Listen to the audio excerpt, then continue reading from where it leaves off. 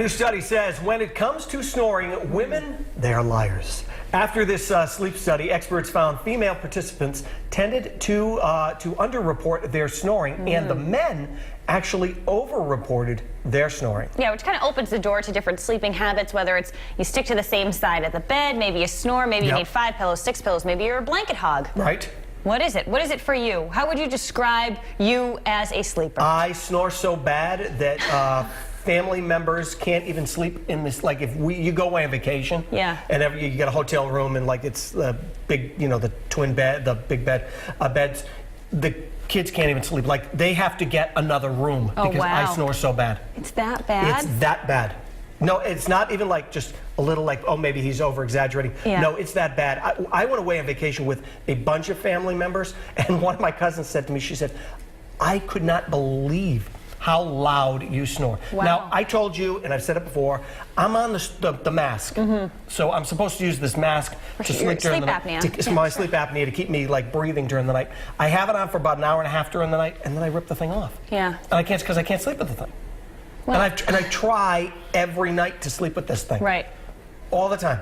And it's really attractive, too, by the way. I bet. Just so you know. You look like a fighter pilot. Yeah.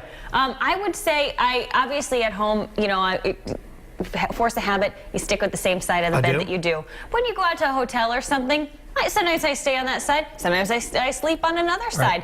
Have you ever slept in a spot and then woken up and almost like walked into something because you think you're either at home and so you take a turn the wrong way, or you... I did it. It throws you all off. I did it when I was away just a few weeks ago. There was a 6-hour time difference, and it wasn't even a hotel room, so it was a loft apartment, so it was not set up like a regular hotel room. So I woke up in the middle of the night, and I'm like, it's really dark. I'm like trying to feel around during the night, trying to figure out where the heck I am. Yeah, I've done that before. It's tough. I don't snore, and I know I don't because I've never been told that. And I don't think I hug the blanket, but I have in the middle of the night.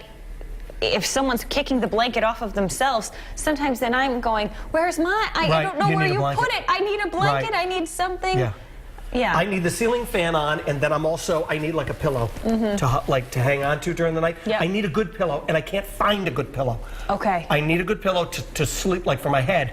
But I also need a good pillow like to hang on to all the time too. Hotels are the worst for that. You go in there and there's a million pillows on the bed. Well, you lay on one and it smushes. It can be, it can be touch and go. Sometimes you get a good one and they're fantastic and you want to almost steal it. And then other times you get someplace, but don't. And then other times you get one, and it's like I might as well put my head on this piece of paper. You know? I know. You don't even need it. All right, Brendan. I know you snore too. I've heard it from Will. Sorry.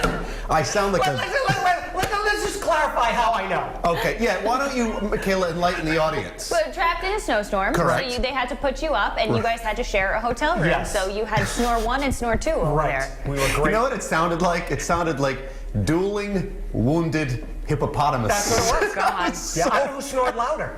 I don't know, because I think I woke you up and then you woke me up. It was disgusting. It's really bad. But it's a story that lives forever, and I am well aware of the fact that I snore. It happens. I'm sorry. I'm disgusting when I sleep, and that's the end of it. I can't. It happens. Can't imagine why I'm free all weekend. All right.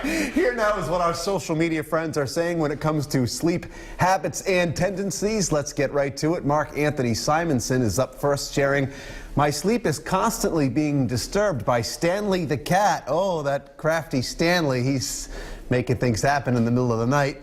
Debbie Sooms adds, "I don't sleep much, but when I do, it is a full bed with 2 dogs." Yeah, the animals up on the bed. Emily Anna has some interesting sleep habits. What does she have to say here? "I need to sleep with 2 pillows at all times and cannot sleep without socks on." What a weirdo. Just teasing her. And lastly, Josephine Slop closes things out with something I concur here. "The worst is when your own snoring wakes you up. This has happened to me because I told you it's like surround snoring and it's disgusting, and that's the worst." Haven't I given you all quite the image today? Thanks, everyone. We love when you chime in. Please leave your comments on the Buzz topic each morning on Facebook, and we may even read yours right here on the show. You can also like and follow us on Twitter and Instagram. All of those are easily found at The Rhode Show. For now, we wanted to send things back into the kitchen. We'll take it away. Yeah, we're back in The Rhode Show kitchen.